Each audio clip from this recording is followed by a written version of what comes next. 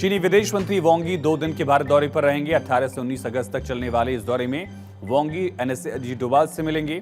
Special representative format के 24वें चरण में शामिल होने के लिए वो भारत आ रहे हैं। विदेश मंत्री एस जयशंकर से भी मुलाकात उनकी होगी। ये मुलाकात ऐसे वक्त पर है जब प्रधानमंत्री एससीओ समिट के लिए इसी महीने के आखिर में चीन में होंगे। पीएम का चीन दौरा बीते 7 साल में पहला मौका होगा। दौरे की तस्वीरों की अगर बात की जाए तो राष्ट्रपति ट्रंप का हैरान होना भी तय है। जो तस्वीरें आएंगी, विशेष प्रतिनिधियों के फॉर्मेट वाली बैठक बीते अक्टूबर चीन के राष्ट्रपति शी जिनपिंग और पीएम मोदी की कजान में द्विपक्षीय मुलाकात के बाद फिर से बहाल हुई है। गलवान संघर्ष के बाद बैठकों के इस फॉर्मेट पर विराम लगा दिया गया था। कजान की बैठक में इसकी बहाली फिर से सहमति बनी, जिसके बाद बीते 18 दिसंबर को विशेष प्रतिनिधियों की 23वें दौर की बैठक बीजिंग में हुई। दिसंबर में डोभाल और वांग यी की बीच बैठक हुई थी। उससे पहले साल 2019 के दिसंबर में ही इसी फॉर्मेट की मुलाकात हुई थी। गलवान संघर्ष के बाद चीनी विदेश मंत्री की पहली भारत यात्रा है। क्या डीएस्केलेशन पर और बात होगी? जुलाई महीने में विदेश मंत्री जयशंकर भी चीन के दौरे पर गए।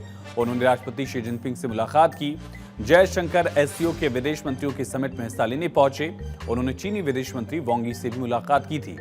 जयशंकर ने कहा था कि अब वक्त है कि दोनों देश सकारात्मक दिशा में आगे बढ़ें, रिश्तों के अगली पायदान पर कदम बढ़ाएं, जिसमें डीएस्केलेशन शामिल है। कजान में बनी सहमति के बाद दोनों देशों ने ईस्टर्न लद्दाख में डिसएंगेजमेंट की प्रक्रिया को पूरा किया। कजान समिट के बाद से ही दोनों देश लगातार संबंधों के सामान्यीकरण को लेकर कदम उठाते आ रहे हैं और इसी कड़ी के मद्देनजर पहले कैलाश मानसरोवर यात्रा की बहाली हुई। इसके बाद भारत ने भी चीन के लिए टूरिस्ट वीजा बहाल किया।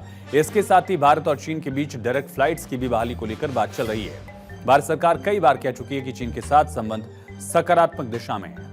विदेश सचिव विक्रम मिश्री भी 17-18 अगस्त को नेपाल के दौरे पर होंगे। भारत के बयान के मुताबिक नेपाल के विदेश सचिव अमृत बहादुर राय के न्योते पर मिश्री नेपाल दौरे पर जाएंगे। विदेश सचिव की यात्रा पड़ोसी देशों के लिए भारत की नेबरहुड फर्स्ट पॉलिसी के लिए एक कड़ी मानी जा रही है। यात्रा को लेकर नेपाल का बयान कहता है कि इस यात्रा में दोनों विदेश सचिव दोनों देशों की साझेदारी के कई मुद्दों पर चर्चा करेंगे। इनमें कनेक्टिविटी, विकास, सहयोग, साझा महत्व के दूसरे मुद्दे शामिल हैं। दरअसल ऑपरेशन सिंदूर के बाद भारत ने डिप्लोमेटिक आउटरीच की रणनीति अख्तियार की थी, लेकिन उसमें पड़ोसी देश शामिल नहीं थे। भारतीय विदेश नीतियां पड़ोसी देशों पर तवज्जो देने की दिख रही है।